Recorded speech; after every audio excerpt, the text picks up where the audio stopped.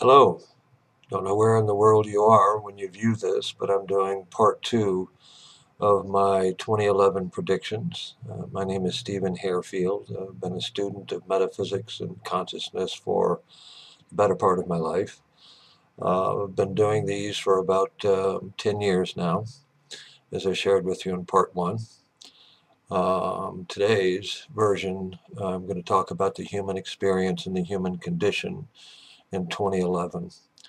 If you've seen part one, you know that I have referred to 2011 as the year of unrest. We saw the telltale signs of that through last year with the different nations in their disarray. When I share the human experience for 2011, I'm talking about every human being on the planet. I'm not talking about just the continental United States. The year of unrest is, in the long run, as we march towards 2012, it's about our awakening. And for us to do that, we have to find out within ourselves what we consider, let's just say, inappropriate or lower behavior, which is what's actually being attempted to be removed by the universe. In the year of unrest, I think what we're going to see is essentially restless human beings, and I have a big concern about that, if for no other reason. The year of unrest to me means inner turmoil as individuals. When we look out at the world today, their behavior patterns are beginning to change. And it's my mission and my desire to help people understand who we are in the long run and why it is that we experience the things that we do. All of that being said, I'm going to go ahead and get into the human issues for this year. As you realize, if you listen to part one, I talked about Mother Nature and the geologic activity. As that does increase, we're going to see quite a few lives are going to be taken off of the world this year. It's not my desire once more to create fear or the idea of negativity. It's just, in essence, as shared with you on part one, is to give you a heads up. The heads up is more about who are you inside? What type of person are you internally? Because that is going to start rearing its head. There's two ancient prophecies in essence say this: all that is hidden shall be made known, and all truth shall be shown. And it's as though the universe is asking us this year, who are you? What have you become? And why have you become that? Can you shed these things? Can you release these things so you can achieve the higher dynamic of the human form? Well, the year of unrest is going to see that we begin doing that as we march towards 2012. I do believe we're going to see turmoil from the individual internally all the way up through the masses. We're going to be seeing new disagreements with all forms of government, all forms of control. And I have every sense about me that says we're going to begin, let us say, confronting it. I don't want to use the word rebellion because I don't believe rebellion has ever really proven anything other than conflict. And individual conflict is one thing, but conflict within the masses is another, because so many things can stem and be created from and through that very vehicle. But in the year of unrest, I think you're going to see people doing more and more, let's just say, unkind things to each other. And I think that's going to increase to the point to where the latter part of this year, we could, well, I'll be straight out with you. I feel we're going to get on the brink of global war. Will it occur? No. For whatever reason, all the factions involved will decide that's not the best idea. When I say the latter part of this year, somewhere in the time frame of August into September, we'll start seeing the build up to that. And I think we'll get close to it in the month of October. But once more, I think that will end up being, hopefully, from what I've seen, it does subside. And it's mainly because we learn to communicate and express the truth of who we are as individuals and who we are as a nation. But in this journey of unrest throughout this entire year, we're going to start seeing more and more turmoil going on within the individuals and even in the different countries throughout the world. When we look back in retrospect in 2010, there was quite a bit of that. Greece, France, the UK, just to name a few. We also saw it in a roundabout way right here in the continental United States in the last election. But I have the sense that tells me this could get a little more physical and in some respects a little more extreme. My biggest concern is that group known as the anarchists. And I hope that they do not begin to exert themselves this year. But in a year of unrest and a year of disagreement, we're going to find that conflict, whether it's, again, on the individual level or a national or even a global level.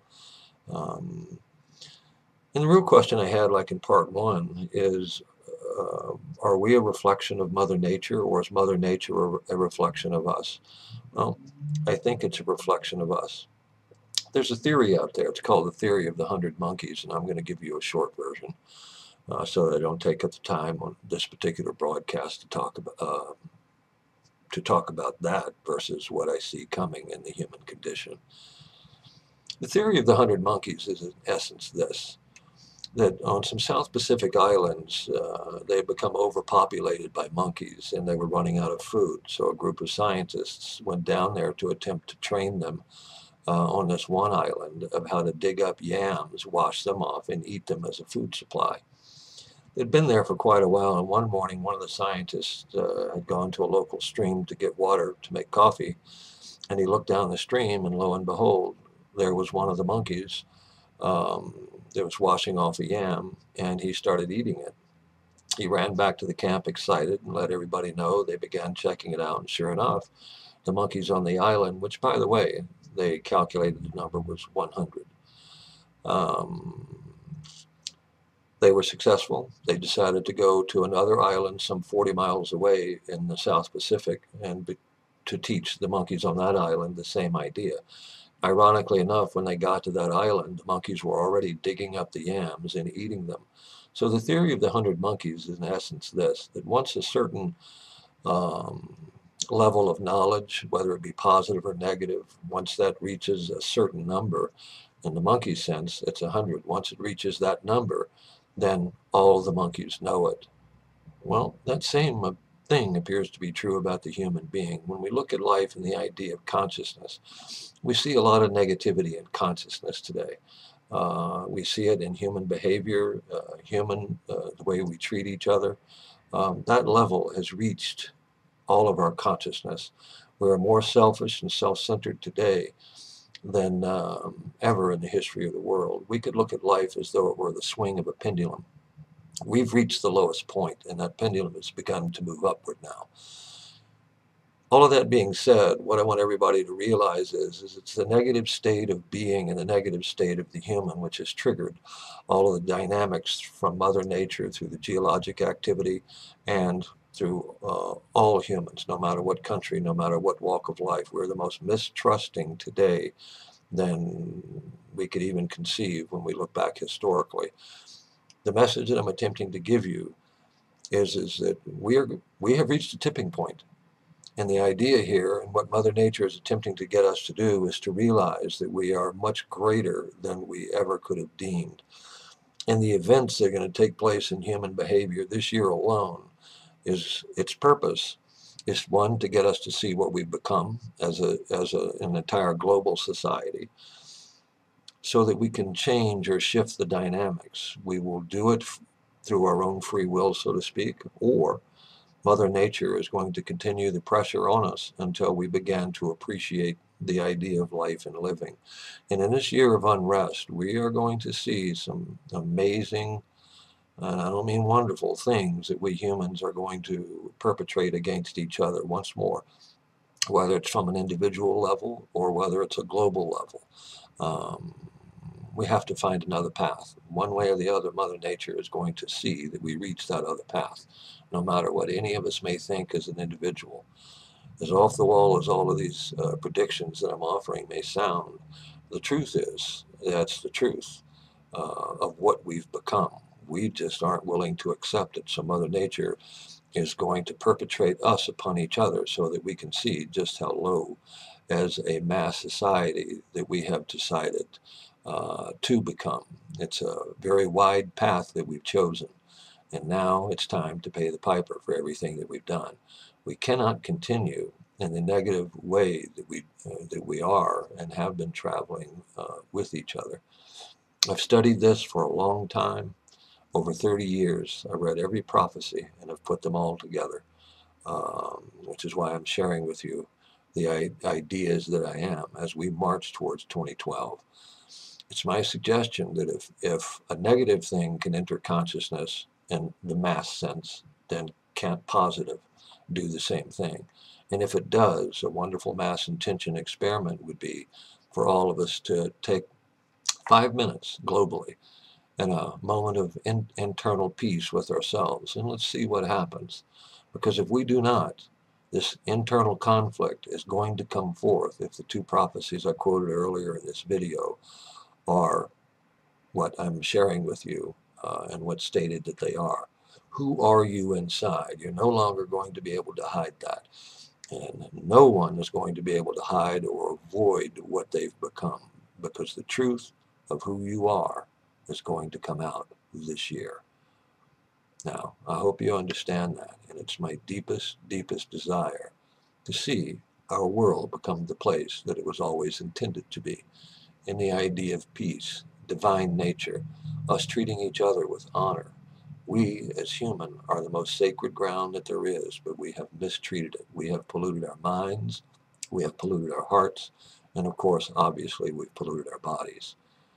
We've attempted to destroy the world inadvertently, and now it would appear we're going to attempt to do that with each other. I ask only one thing. Listen to what's being said, reflect on it, and see how you feel about it, not necessarily how you think. If we're going to get through this year and make it to 2012, then learn to honor yourself, and then learn to honor others. There's two words in India. Shanti, meaning peace, Satyam, truth. Put together, they mean, to myself, this is just simply the peaceful truth. We shall see how this year unfolds. You can chuckle at me at the end of the year, or you can say, you know what, maybe there is a different route. Consider. My name is Dr. Stephen Hairfield, also known as an American monk. I studied in India with some of the best teachers in the world and some of the best remote viewers. What I've seen, I've seen. What I know, and what I understand, I do. So it's my desire, just observe and watch human behavior.